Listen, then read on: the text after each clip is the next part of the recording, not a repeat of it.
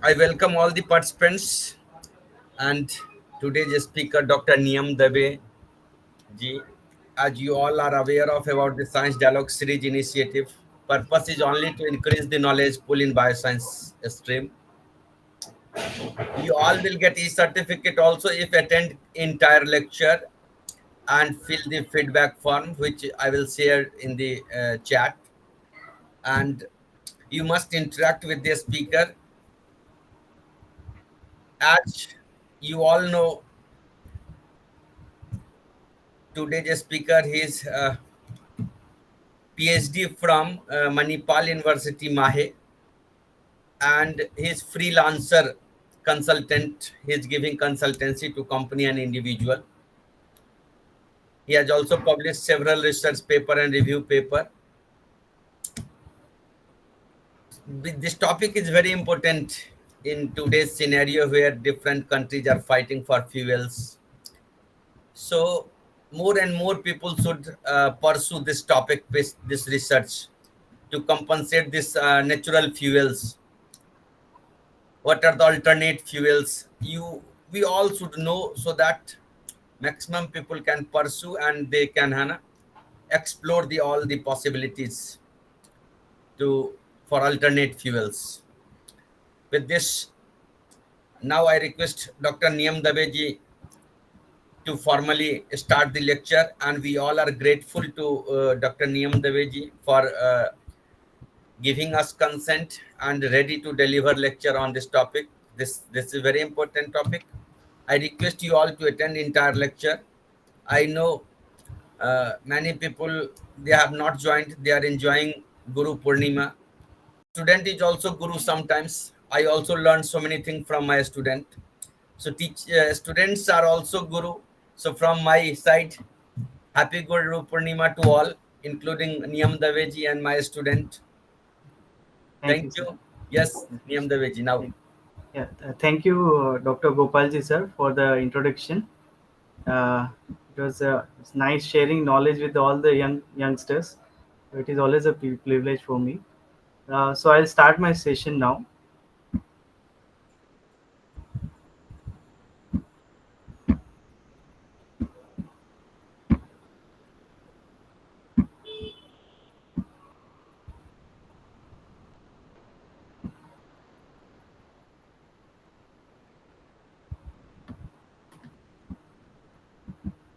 yes, it's Yeah. visible. Okay. Thank you. So, good evening, all. I am Niyam Dave.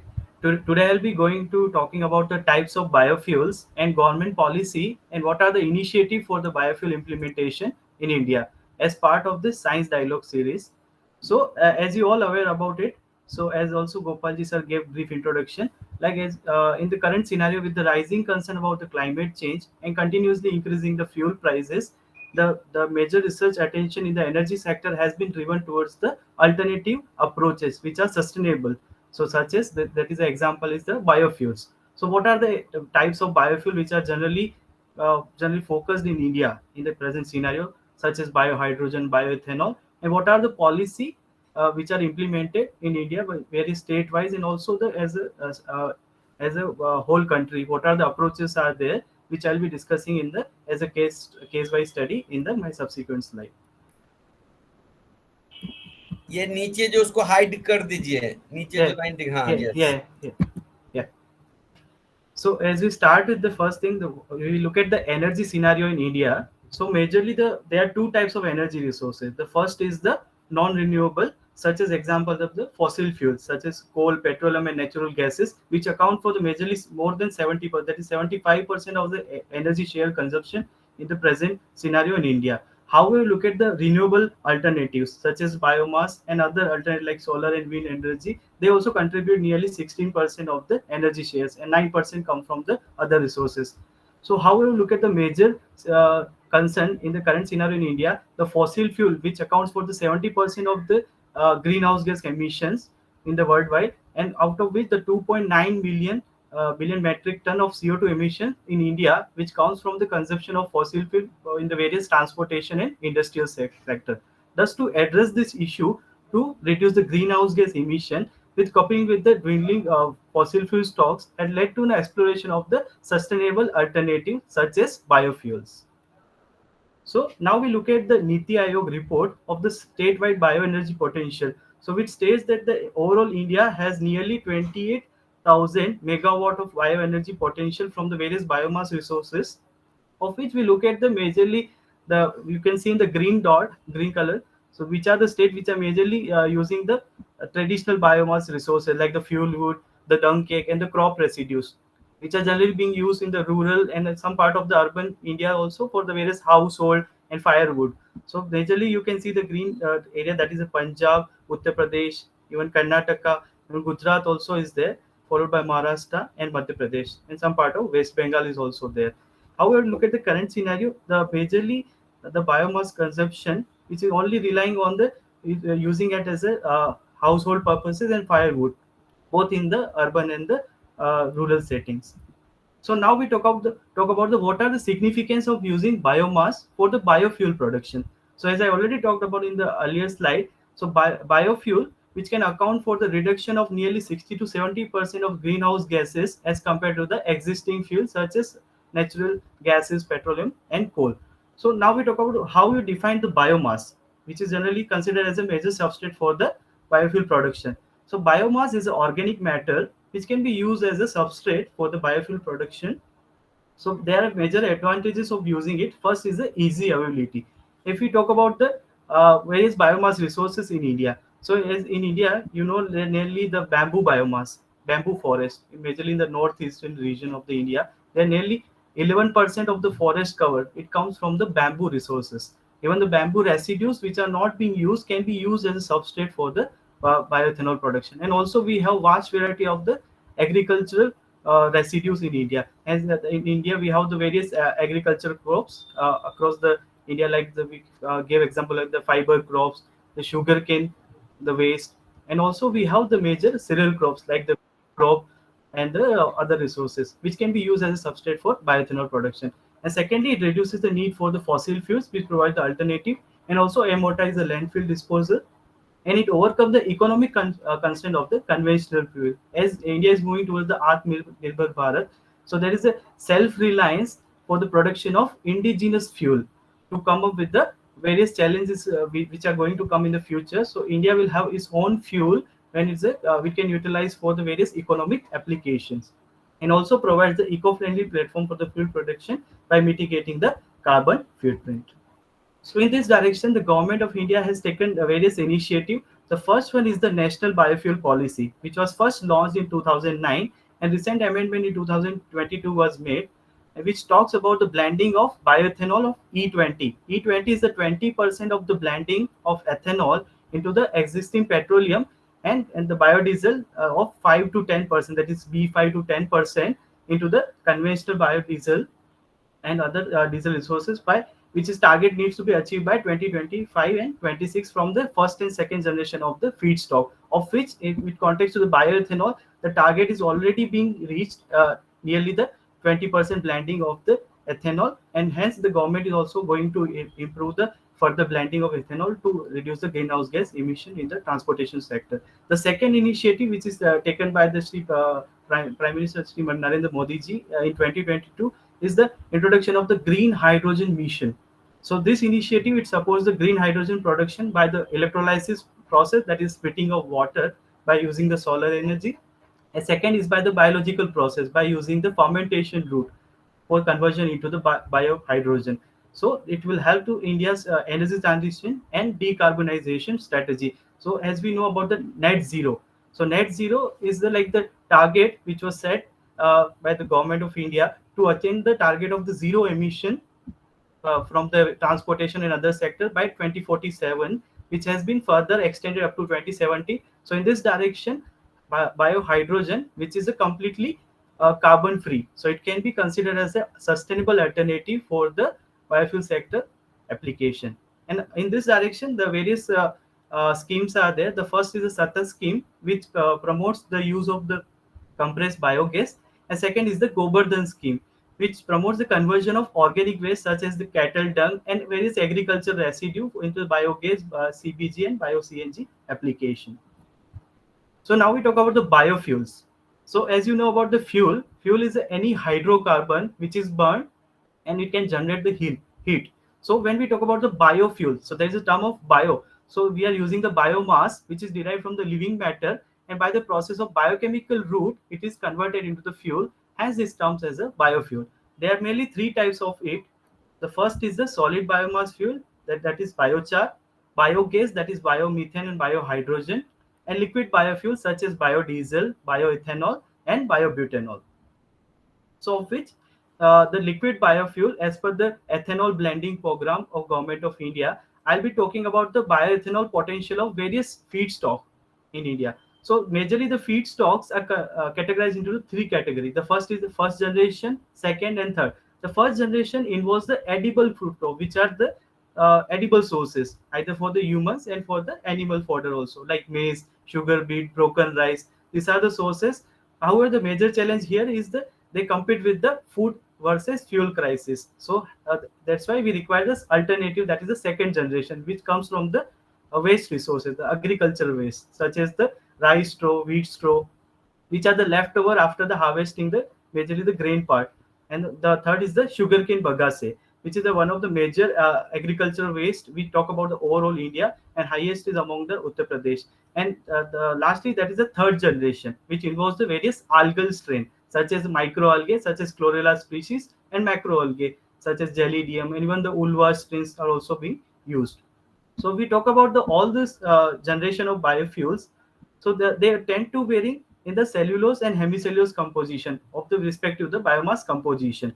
So which you can see that the sugarcane bagasse tend to have a highest cellulose and hemicellulose fraction, which is a substrate which is being converted into the bioethanol. Hence, it tend to have a highest bioethanol yield of nearly 73.4 gram per liter. So now I talk about the how the we can produce bioethanol from the sugarcane bagasse. So in this case study, I have taken the stepwise scenario. The first is the pre-treatment process. So the name suggests the pre-treatment. So the first thing is that you have to disrupt the cell wall structure, which is made up of lignin, cellulose, and hemicellulose, to break down the cell wall structure to open up the cell structure into the monomeric form. And thereafter you require the enzymatic hydrolysis to break down the major cellulose fraction to the monomeric sugar, that is the glucose. So that is the substrate which is being taken up by the yeast cell to further convert it into the bioethanol by the anaerobic pathway with the help of enzyme, that is alcohol dehydrogenase. And thereafter, as we know, in the fermentation broth, we can only able to produce majorly 10 to 12% of the ethanol. So thereafter, the distillation step is required to get the further concentrated ethanol up to 90 to 95%, and remaining 5% of the water fraction is removed by the molecular sieving to attain the 100% of pure alcohol. So since for the blending with the petroleum you require the 100% purified ethanol devoid of any water content.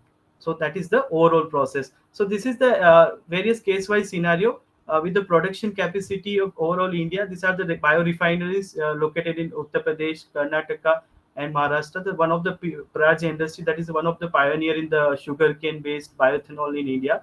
So overall, they have capacity of production of nearly 400 to 800 kiloliter per day. So that is overall capacity of production. However, there are the major challenges. Is the first is delignification. So the degradation of the lignin is one of the major challenge to open up the cell wall structure and to improve the sugar yield.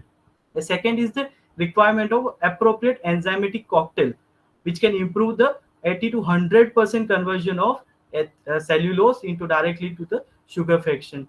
And we look at the which are the sugars consumed by the yeast. So if you know about the yeast, one of the strain that is traditionally being used, that is Saccharomyces cerevisiae, which can only take up the hexose glucose fraction. However, when you break down the cell wall structure from the hemicellulose, you also get the xylose fraction, the C5 pentose sugar. But by as per the metabolic pathway of the conventional yeast, it is only able to take up the glucose, and it's not able to metabolize the C5 fraction into the bioethanol. Hence, we are only able to attain the 50% conversion. So we take example of we are taking 1 gram of glucose. From that, you can only attain nearly 51% of ethanol. So hence the theoretical yield of bioethanol is nearly 0.51 gram per gram of reducing sugar. So these are the challenges which needs to be addressed in the future direction to improve the bioethanol production efficiency. So next biofuel I'll be talking about, that is the biohydrogen. That is a gaseous biofuel. As we all are about knowing about the hydrogen, it is the lightest element on the earth, and which constitutes roughly 75% of universe baryonic mass. And it's generally the chemical properties is colorless, odorless, tasteless, and it's non-metallic in nature. And there are mainly two routes of hydrogen production which are currently being focused in India. First is the gray hydrogen. So it involves the gasification of the coal, which again relies on the fossil fuel resources. Hence, there is a requirement of an alternative approach which is sustainable, that is a green hydrogen, which involves the bioconversion of biomass resources and the electrochemical splitting of the water. So we look at the which are the methods for green hydrogen production. So they are majorly the commercialized technology which are currently being used in the various sectors in India and also globally. The first is the gasification. So the major advantage of it has a high efficiency, conversion efficiency of 40 to 60%. However, it also tend to form the harmful byproducts such as tar, and also depends on the fossil fuel, which is one of the major limitations. Second is the pyrolysis. It is less time consuming. However, the CO2 production is also byproduct of this step, so which also tend to contribute to the greenhouse gases and also high energy requirement. Another is the steam reforming. It is cost-effective approach, high energy requirement, and it depends on the syngas which is derived from the pyrolysis process. The next is the pilot scale technology which is being tested in India. That is the electrolysis. If you heard about the hydrogen fuel cell technology, it has a zero emission. So what happens when you use hydrogen upon combustion? It only forms the water. So generally, when you burn any fuel, it tend to form some of the greenhouse gases. When you use the hydrogen upon consumption or upon oxidation process, it only forms the water. So it has a zero emission. And also the major challenge here is the requirement of external energy. So right now they're mainly being relying on the external source, that is a solar based energy, which acts as a catalyst for the H2 gas production, and which is one of the trial model which was being EV vehicle was launched by the Toyota Mirai as a like a prototype study in India, and it is relatively high operational and maintenance cost which needs to be addressed. Another biological route involves is a fermentation, that is a dark and photo fermentation. So dark fermentation is an environmental friendly approach which involves the various microbial strain, the bacterial consortia such as Clostridium, even the E. coli can be used, and it has a low energy requirement. However, here the conversion rate is nearly 8 to 12%. So that is like compared to the gasification, that is overall lesser. So hence we require to use the various consortium of microbia to improve the further hydrogen conversion efficiency. Another is the photo fermentation. So here it is an environmental friendly approach, and the wastewater can be used by using the some of the algae strain which can be converted into the hydrogen, and it requires the sunlight, which is the one of the aspect in the photo fermentation as compared to the dark fermentation process. So now we talk about the biohydrogen, why it is being considered as a sustainable energy resource. So when we talk about the sustainable, it has to be the resource which has the minimal environmental effect, and hence it can compete with the existing technology by, and also it can come up with the future challenges.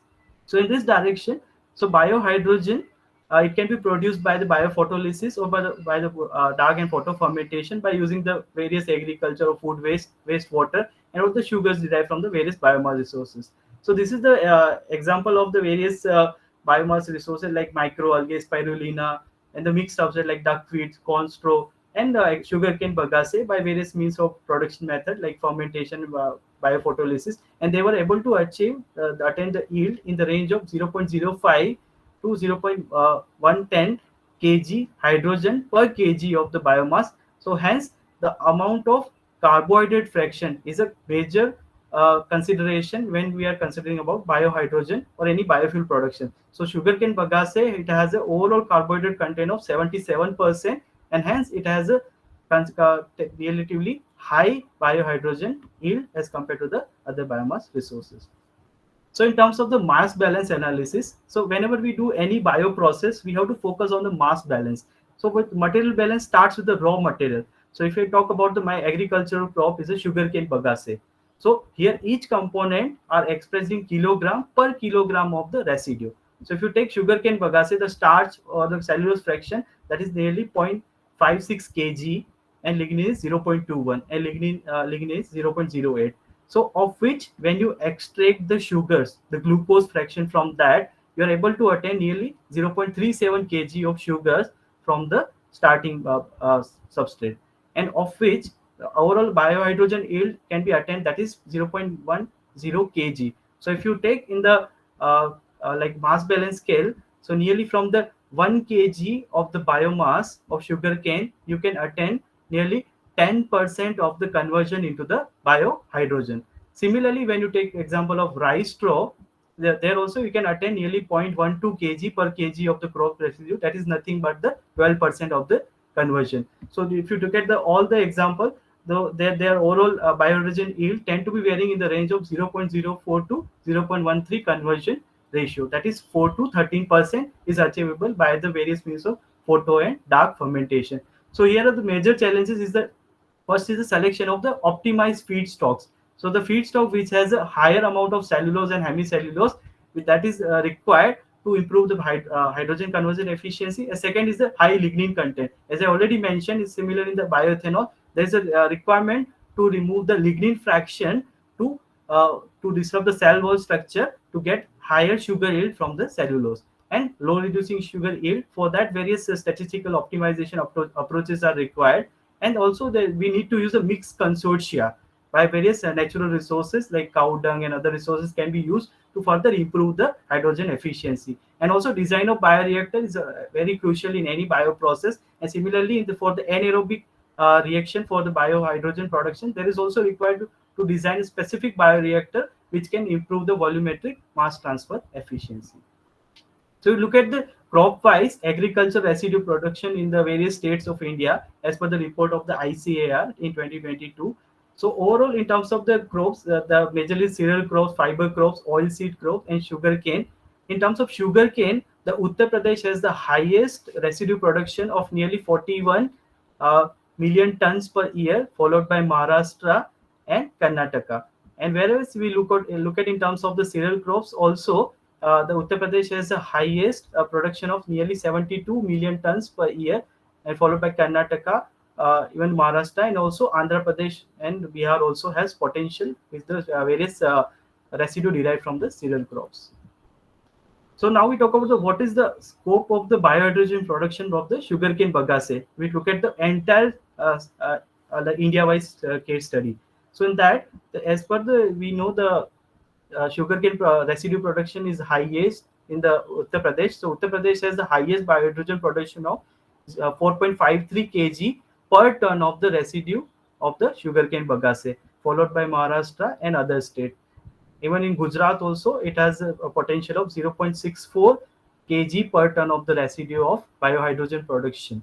So when you talk about the bagasse, so as you know, when you harvest the sugarcane, the stem part, so after the sugarcane juice extraction, the leftover part, which is like a hardened in structure, so hence is not considered as ideal for the feeding to the cow and other animals. So this which is the leftover part, so it contributes if you consider like 1 ton of the sugar cane, so of which you can get nearly 250 kg of the bagasse, and of which you consider 10% of conversion into the biohydrogen, you can attain 25 kg of biohydrogen from starting from 1 ton of sugarcane residue. So hence we talk about the sugarcane bagasse overall in India, especially in the rural part, the it has a very good potential which can be used as a major substrate for the biohydrogen production. So now we talk about the what are the methodology being used for the biohydrogen production. The first is the biophotolysis. There are mainly two types of this process. First is a direct and indirect biophotolysis. So the both approaches, that endogenous substrate catabolize and produce the electron which are used in the indirect biophotolysis, where in the direct photolysis it utilizes the electron which are produced from the splitting of the water in the photosystem too. So this mechanism is generally being carried out using the various wastewater bacteria, and also you can use various algal strain for this bioconversion by using the biophotolysis process. So now we talk about the stepwise fermentative bioethanol, biohydrogen production. So it starts from the biomass collection, followed by the pre-treatment, similar to the bioethanol process. So for any biomass, you need to rupture the cell wall structure to remove the lignin, hemicellulose, and cellulose fraction, followed by the enzymatic hydrolysis using the various enzymatic cocktail like the cellulase and amylase cocktail, and followed by the monomeric sugars are used for the photo dark fermentation process by using the various microbial strains. So these are the examples of the various microbial strains which are being studied for the hydrogen production. That is one of the strains, that is the Enterobacter, Clostridium species, and majorly the Clostridium strains are being used for the dark fermentation process.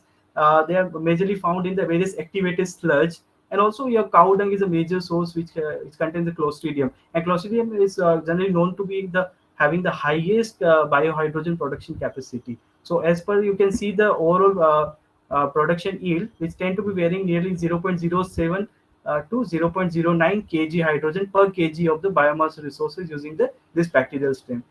So after the fermentation, the next step is the purification and compression. As we know, when we make the any kind of biogas, it has a mixture of gases like the methane is there, and also you have some fraction of hydrogen sulfide and other CO2, which needs to be purified, and you get only the purified fraction of hydrogen, which can further compress and used for the various direct transportation application.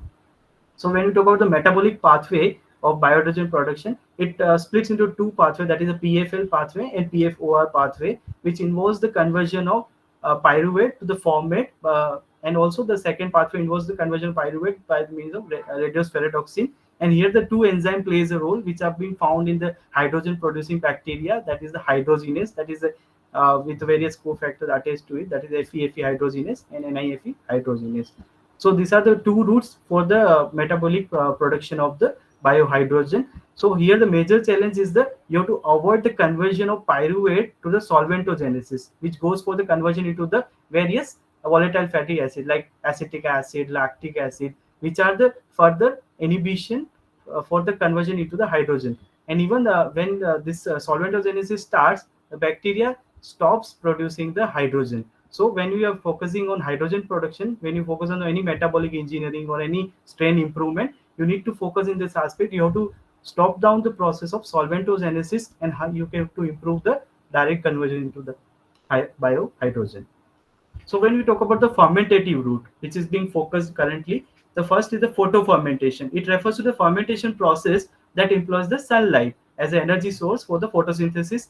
So instead of using the sugar, this pathway utilizes the light as a directly source of energy. So the photofermentation is an advantage compared to the other pathway using the photosynthetic microbes, and the algae can be used for this application. Second is the dark fermentation. This pathway is light independent and performs the heterotrophic fermentation using the microbes.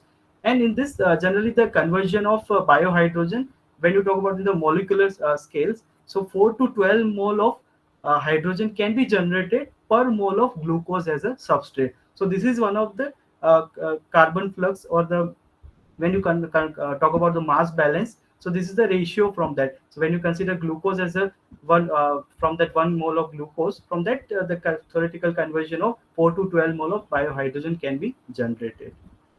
So alternative approach for the biohydrogen production involves the electrochemical process. So as you are aware about the microbial electrolysis cell.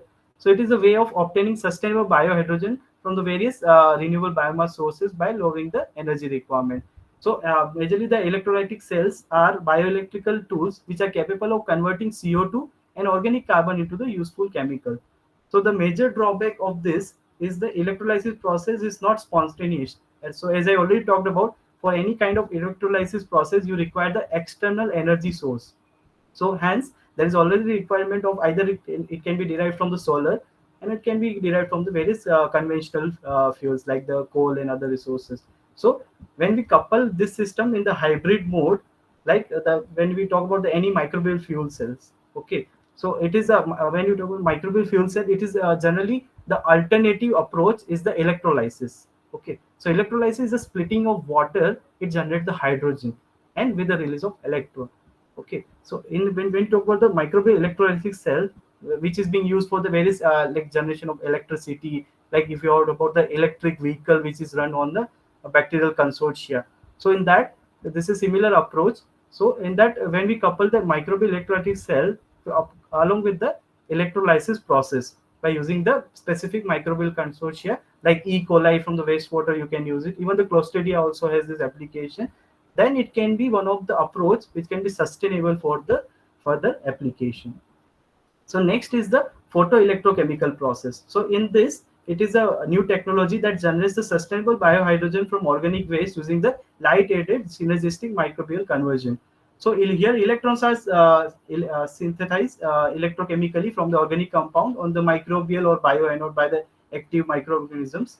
So here it has particular membrane which separates the electrodes like the negative electron, positive electrode with and also it has a electrolyte solution. So when we talk about the any kind of electrolytic process, so there is a major challenge is it has a electrolyte which involves various ionic solution like acid and alkali. So when you talk about the very environmental challenges, so you also have some of the effluent generated end of this.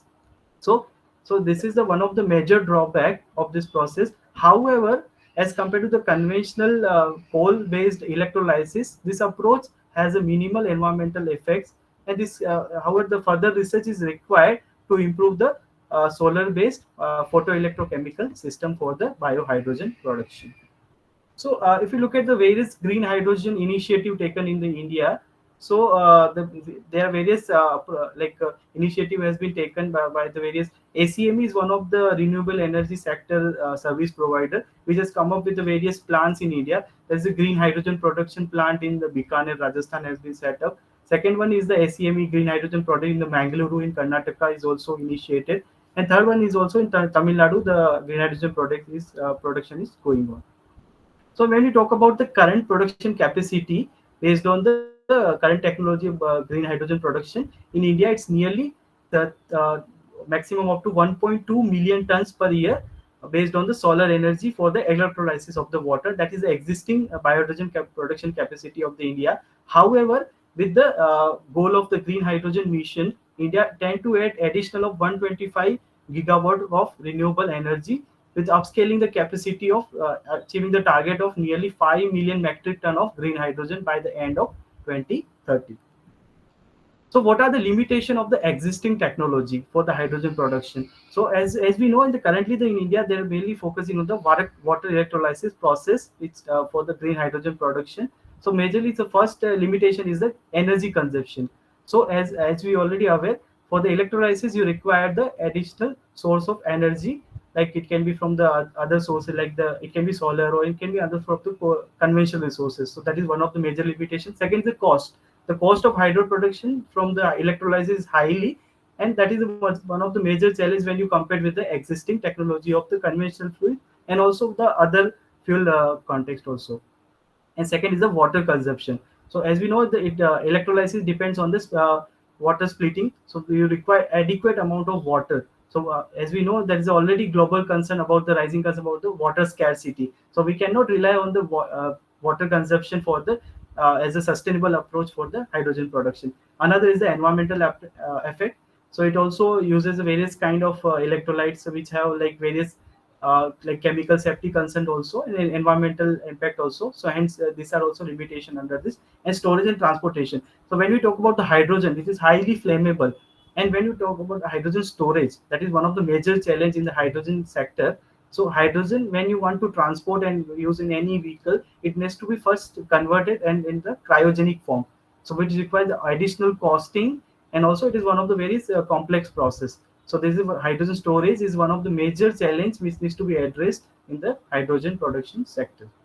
And lastly is the efficiency and side reaction, like the high reaction density is required for the economic production, and also reduces the efficiency by 10% in the many electrolysis cells competing with the reaction which are already occurring and resulting in less ideal Faraday efficiency. So this is a comparative assessment of various transportation fuel which are generally being considered in India. The first is the gasoline, that's the petroleum. Another is the bioethanol and biohydrogen. Here we are compared in terms of various properties, like in terms of greenhouse gas emission.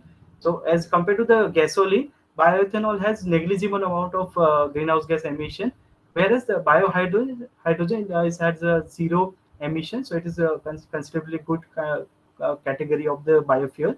Another is the calorific value.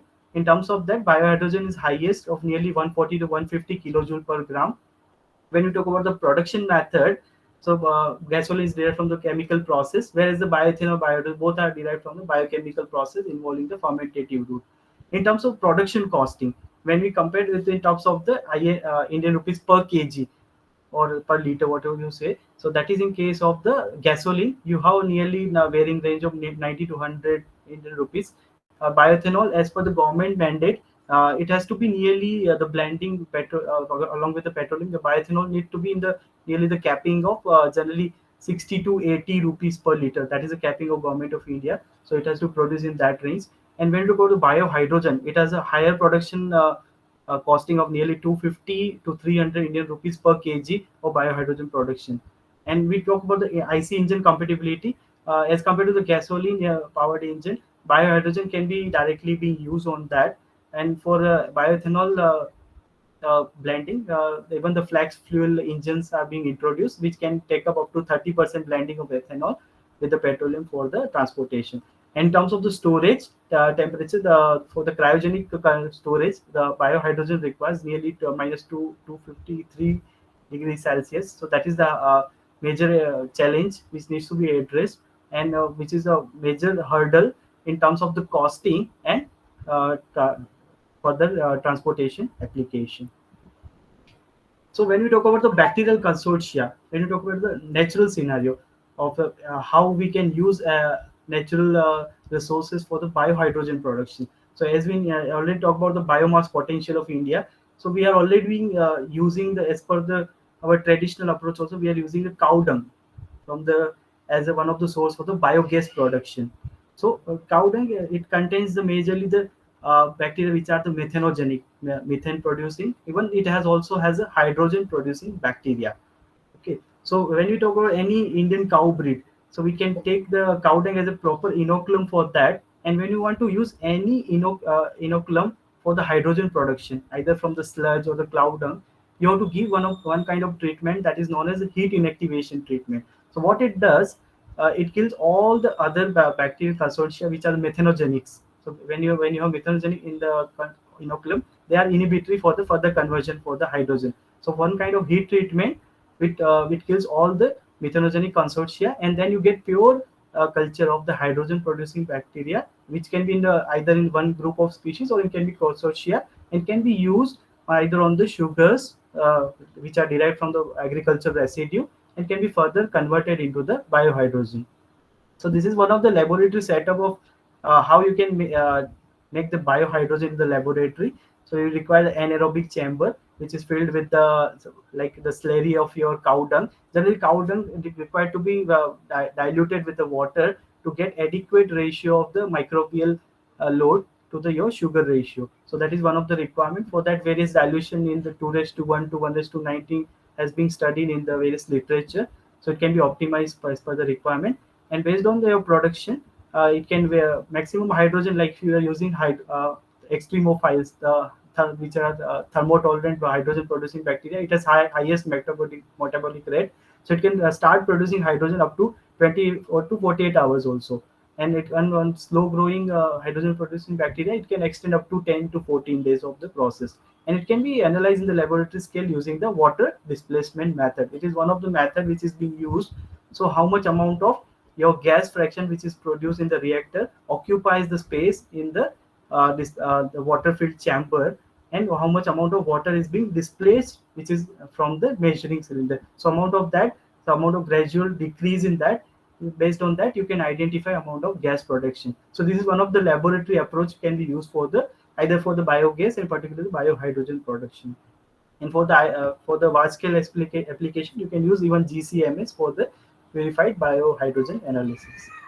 So when you talk about the what are the biochemical components of the cow dung, particularly which are collected from the Indian cow breed, it has a high amount of the moisture content. So it is all the cow cattle breed, they are feeding on the plant sources which are high in water content, and also it has a high ash content, nearly 85%, which is mainly coming from the calcium, potassium, and which are mainly being found in the various the like grass and other forages which are being given as a fodder to the animal. And it also has a 48% of the carbon. So hence even your cow dung also has a potential for directly conversion into the various biogases. So hence in the traditional approach also you can try the dark fermentation using the dry cow dung for conversion into the biohydrogen. So biogas it generally varies in the range of 0.04 to 0.144 kg per kg of cow dung using the 1:1 dilution of the inoculum. So as I already talked about, there are two types of thermophilic dark fermentation which are being studied. The first is the dry fermentation, another is the wet cow dung fermentation.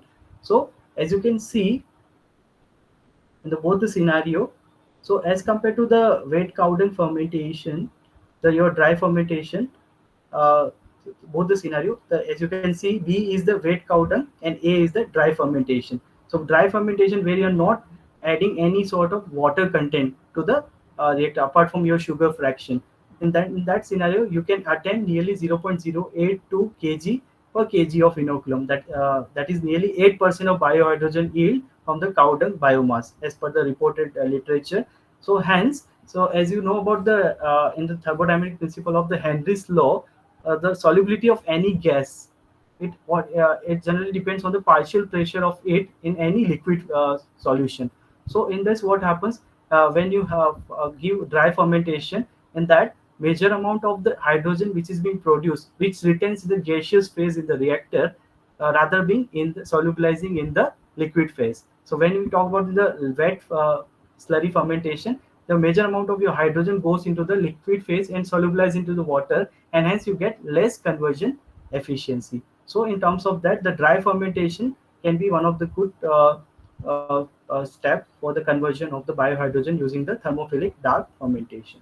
So in conclusion, so today's presentation, I talked about the India's biofuel production landscape, overall India, so which comes from the various surplus production of agricultural residues, and in this direction, government has taken various initiative which has created a various favorable environment for the upscaling the technology for biofuel development. In this regard, all of the biohydrogen by the dark fermentative route is found to be most promising as compared to the other fermentative biofuel production process, due to the minimal energy requirement and negligible environmental impact. So the major challenge here is the high production cost, which needs to be addressed, and second is the microbial process optimization. So for any kind of biofuel or any bioprocess, you need to do the process optimization either by the statistical design of experimentation or by the media optimization, and even by the your process optimization by reactor parameters, even the microbial consortia, inoculum ratio, substrate concentration. So these are the major factor when you go with any kind of scale up study. So they need to be optimized to address the higher production yield and to ensure the sustainable widespread adoption of the biofuel. So, what are the future prospects of biofuel implementation in India? First is the increased energy security. Second is the rural economic development and the environmental benefits derived from it in the terms of reduction of greenhouse gas emission and technological advancement as compared to the moving from the non-renewable to the renewable energy resources. So, these are the references for my today's presentation. Thank you all. For, thank you बहुत अच्छा से और बहुत timely आपने जो बहुत summarise करके बता दिया. yeah, thank you, Very sir. good. Now I request attendees to ask question.